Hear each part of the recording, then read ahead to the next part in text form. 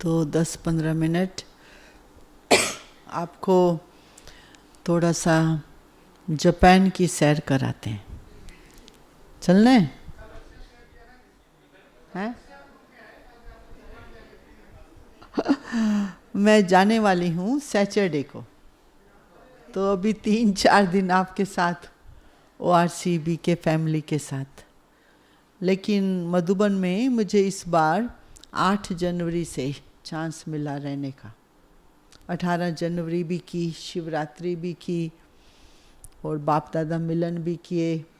हमारी एक मीटिंग होती है ना NCC, वो भी की, सभी को मिले भी सही। तो विशेष जो मैंने फ़ायदा लिया मधुबन से वो ये था कि एकाग्रता। जब पहले दिन मैं बाबा के कमरे में बैठी, 3 साल के बाद आई, मैंने कहा बाबा मैं तो पहुंच गई हूँ अभी रियली पक्का पहुंच गई और मेरे को दीदी निर्मला ने कहा आप ना भोग लगाओ। तो फिर मैं जब भोग में बैठी तो एकदम बाबा ने बुद्धि खींच ली। एक्चुअली मैं ट्रांस में नहीं जाती हूँ, लेकिन सेमी ट्रांस में बाबा खींच लेता है, क्योंकि दादी गुलजार ने भी मेरे पर ट्राई किया था एक बार ट्रांस में जाने का, तो थोड़ा सा डर गई थी, फिर नीचे आ गई थी, छोटी थी। तो इस बार मैंने देखा कि कैसे हम डिटैच हो गए शरीर से और कैसे बाबा ने एकदम पूरा अटेंशन, परम धाम, सूक्ष्म वतन, बहुत अच्छा अनुभव हुआ। तो मैं शशि दीदी को बता रही थी मधुबन में कि मैं तो नहीं जाती हूँ ट्रांस में, लेकिन बाबा ने अनुभव कराया, बच्ची पहुँच गई और एकदम ले गया ऊपर। तो पहला तो ये बहुत अच्छा अनुभव हुआ, जैसे बाबा ने वेलकम किया। दूसरा मैंने ये देखा कि बाबा के कमरे में बैठी थी, मैं रोज़ जाती थी बाबा के कमरे में बैठने।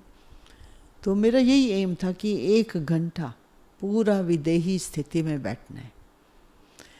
बाबा के कमरे में बैठते ही एकदम मन डिटैच, विदेही, कुछ और याद ना आए, ना प्लानिंग ना फ्यूचर, खाली हमको उस स्थिति का अनुभव करना है। तो मैंने उसमें ये देखा कि विदेही जब एकदम एम होता है तो बाबा पूरी मदद करता है। और साथ में जो हिस्ट्री हॉल और चारों धाम की यात्रा वो भी करते थे हम। तो जापान का ग्रुप आया, मैंने कहा देखो लोग अरबों रुपए खर्च करें तो भी ये जो वाइब्रेशंस हैं पांडव भवन के, मधुबन के, बाबा के कमरे के, चारों धाम की यात्रा, ये पवित्र प्रकंपन आपको हज़ारों डॉलर खर्च करने से नहीं मिलते, कहीं नहीं मिलेंगे दुनिया में, इसलिए आप यहाँ आते हो। तो हम लोग सुबह 8:30 बजे चले जाते थे बस से, हमारा ग्रुप, और मैं भी जाती थी। तो हम लोग 5 घंटे वहाँ रहते थे, बाबा को याद करना, हर जगह पर प्रकंपन लेना, फिर बाबा के घर में नाश्ता करना। मतलब जो आत्मा को जो जैसे नहीं भूख होती है ये वाइब्रेशंस की, जो एक प्यास होती है आत्मा को कि ये वाइब्रेशन हमको वो सुख वाले मिलें, तो हमने यही एम रखा था कि बस बाबा के कमरे के प्रकंपन हमको इतने अंदर तक ले जाने हैं, हाँ, कि जैसे कितने साल हम लोग नहीं आए वो वाला सुख हम लेके जाएं। हाँ 3 साल नहीं 3 साल हम लोग बाहर, तो फिर आएंगे तो जरूर लेंगे ना, पूरा हिसाब किताब लेंगे ना बाबा से भी कि बाबा आपसे पूरा लेके जाना है अभी, पूरा सुख। हाँ, क्योंकि वहाँ पर हम सेवा करते हैं ना, तो लेकिन बाबा का कमरा तो नहीं है ना वहाँ पर।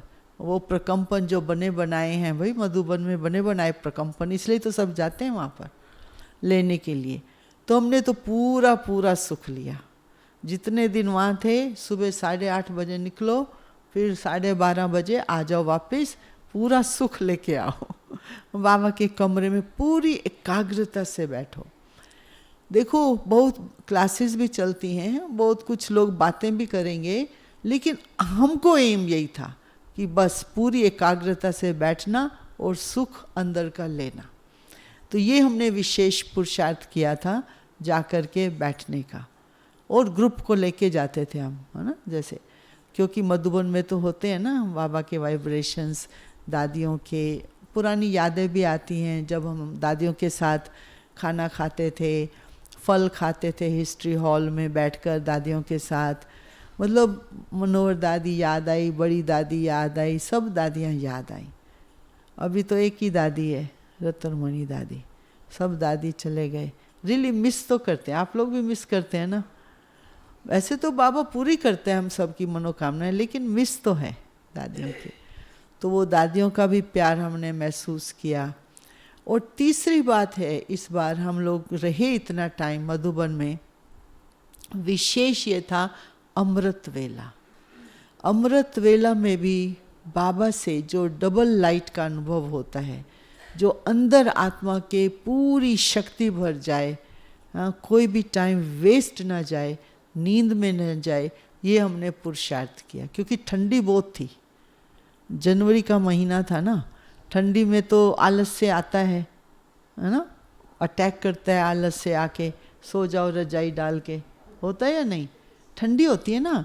देखो मधुबन में ठंडी अपनी यहाँ की भी ठंडी है, वहाँ पर बिस्तर भी ठंडा, बाथरूम भी ठंडा, फर्श भी ठंडा, सब कुछ ठंडा होता है। तो इसलिए पुरुषार्थ करना होता है अमृत वेले का भी क्योंकि बाबा से मिलनी है गर्मी तो इसलिए हमने देखा कि अमृत वेला विशेष ठंडी में भी हम सभी ने एम रखा था अच्छी तरह से हम बाबा को याद करें अमृत वेला। तो हमने देखा सभी विदेशी जो भी आए थे, ज़्यादा तो नहीं थे, 150 के करीब थे, बहुत कम लोग थे, हम लोग 150 के करीब, लेकिन बहुत अच्छा रहा। अमृत वेले का भी अनुभव बाबा ने बहुत अच्छा कराया। मधुबन में इतनी ठंडी होते हुए भी सभी अच्छा हो गया।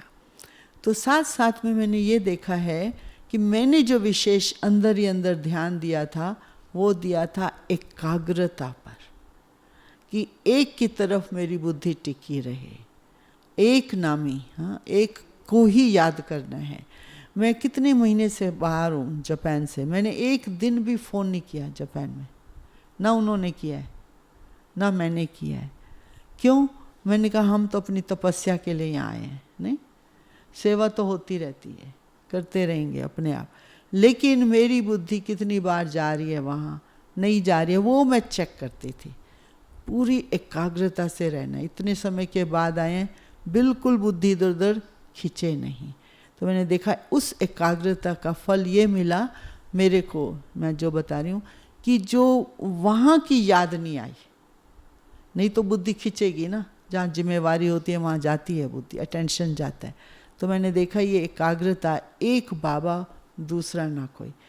लेकिन हमारे प्रोग्राम्स तो होने वाले हैं, 8 अप्रैल से बड़े बड़े प्रोग्राम्स हो रहे हैं, चार्ली भाई आ रहे हैं, तो 3 साल के बाद फेस टू फेस प्रोग्राम्स कर रहे हैं।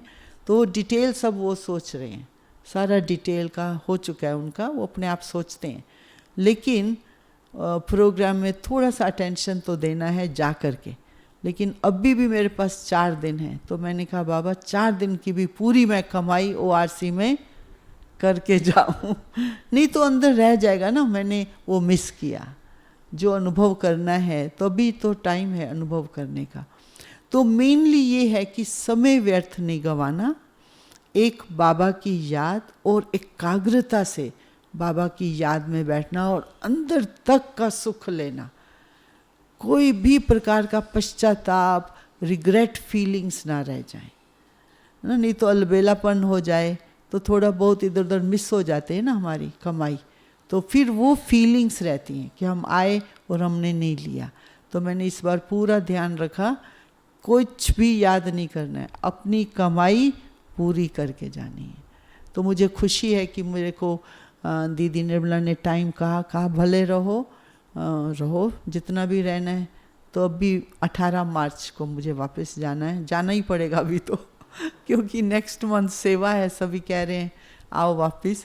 लेकिन बाबा ने मेरे दिल को पूरा पूरा भरपूर किया और बाबा को बहुत बहुत मेरा थैंक्स। तो 3 साल में जब मैं जापान में थी तो मैं ORCB के फैमिली से बहुत सस्टेनेंस लेती हूँ। आपका मैं अमृत वेला भी करती हूँ। विजय बहन पता है कैसे, हमारा टाइम होता है 8:30, ठीक है, 7:30 सुबह का, और आपका होता है 4 बजे, ठीक है ना। तो हम अपनी मुरली ख़त्म कर लो, नाश्ता तो बाद में कर सकते हैं। 4 बजे अपना हमारा जो आपका टाइम है, हमारा 7:30 होता है।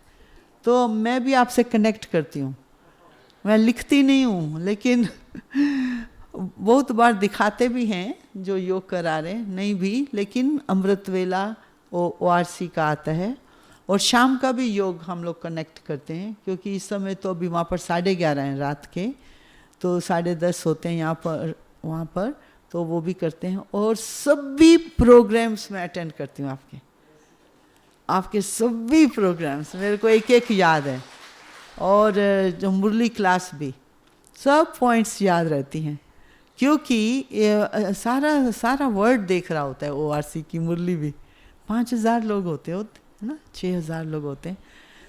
हाँ, सारे वर्ल्ड के कितनी ही भाई बहनों की जैसे पालना करता है बाबा का घर ये, है ना।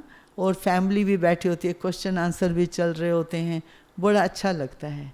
तो जैसे मैं मिस नहीं करती हूँ ORC को, क्योंकि मैं रोज़ ही आपके साथ होती हूँ आप यहाँ बैठे होते हैं, हम वहाँ बैठे होते हैं, है ना। लेकिन अंदर से बहुत कनेक्शन है। मैं यहाँ रही थी 8 महीने, तो मेरे को अपनापन लगा। आप सभी से धन्यवाद, इतना 8 महीने में रही मेरे को बहुत अच्छा लगा यहाँ रह कर के, जैसे सुख की भासना आई, स्वर्ग के सुख की भासना, अपनापन और बाबा का प्यार और भाई बहनों का बहुत अच्छा मिलनसार। तो मेरी अपनी उन्नति बहुत हुई थी यहाँ 8 महीने, कैसे भी करके। जब आशा दीदी ने कहा आप लोग रह जाओ, सेवा करो, तो बाबा ने जैसे तैयार किया, क्योंकि लॉकडाउन था ना उस समय, तो वो टीवी के सामने कैसे बताना है, जूम कैसे चलाना है, सब यहीं से सीख के चले गए हम। वहाँ जाकर आसान हो गया, तो वहाँ पर भी हम 4-4, 5-5 क्लासेस कराते थे, लेकिन सीख के तो यहीं से गए थे। तो इसलिए फ़ायदा बहुत हुआ मुझे, अपना भी स्वोन्नति का फ़ायदा हुआ। और जब मेरे को यहाँ चांस मिलता था ना मुरलियों का, वो कितना अच्छा करते थे यहाँ पर मुरली का, अभी करते हैं शाम को, वो बहुत अच्छा, हफ्ते में एक बार पता नहीं होता था मुरली का रिवीजन, मंथन, उससे मेरे को बहुत फ़ायदा हुआ था। हाँ, एग्ज़ाम भी था मंथन भी था, और क्वेश्चन आंसर भी थे, है ना। वो हम लोग पता है क्या तैयारी करते थे ना उस मुरली की, कितनी बार पढ़ते थे। तो वो हाँ, अव्यक्त मुरली का मंथन, हाँ, फिर मैंने कंटिन्यू किया वहाँ पर, बार बार पढ़ती थी मैं भी मुरली, क्योंकि उससे मक्खन मिलता है, सुख मिलता है, आनंद मिलता है, आत्मा को राहत मिलती है। तो बाबा की मुरली में तो जादू है ही है। तो वो वाला मंथन वाला जो था ना, वो मैं लेके ही गई, अपनी आदत बना ली वहाँ पर। तो इसलिए मैंने कितने देशों में इंस्पायर किया था। ORC के प्रोग्राम जो होते थे ना यहाँ हमारी स्व प्रगति के, मैंने इज़राइल में किया, सिंगापुर में किया, वियतनाम में किया, और कोरिया में किया, यूरोप में किया, सभी जगह मैंने कहा था ORC में ये जो मुरली का मंथन, मैंने कहा बहुत बढ़िया चीज़ है। तो इसलिए हम लोग फिर और देशों को भी देते रहे फ़ायदा। तो उनको भी हम मुरली बता देते थे, ये डेट है, आप तैयार करके आओ, फिर हम आपस में मंथन करेंगे, क्योंकि मुरली के बिना और क्या है। तो बहुत सुख मिलता है ना बाबा की मुरली से। तो इस प्रकार से ये इंस्पिरेशन हमने कंटिन्यू की थी, और देशों को भी फ़ायदा। अभी आप कर रहे हैं या नहीं कर रहे मालूम नहीं मुझे, अभी बंद है, अच्छा नहीं, लेकिन करना ज़रूर, है ना करना जरूर, ये बहुत बढ़िया चीज़ है मंथन। हाँ, तैयारी मिलती है और क्वेश्चन आंसर होते हैं, अच्छा लगता है। विजय बहन एक बार करा दो मेरे जाने से पहले, हम दोनों करेंगे तो अभी मैं 4 दिन यहाँ हूँ, तो आपसे मिलते रहेंगे। ओम शांति। हाँ हाँ, अभी तो हम लोगों ने आँखों का ऑपरेशन कराया ना, मैं इसलिए जनवरी में आ गई थी। मैं वहाँ अहमदाबाद में थी बहुत समय, वहाँ अपना एक डॉक्टर है ना, तो उसके पास हम लोगों ने कराया। ओम शांति। ओम शांति। रजनी दीदी का बहुत बहुत थैंक्स। सूक्ष्म में आप हमारे साथ रहते थे, आज साकार में हमारे साथ हैं, क्लास भी कराया, उसके लिए भी बहुत बहुत थैंक्स।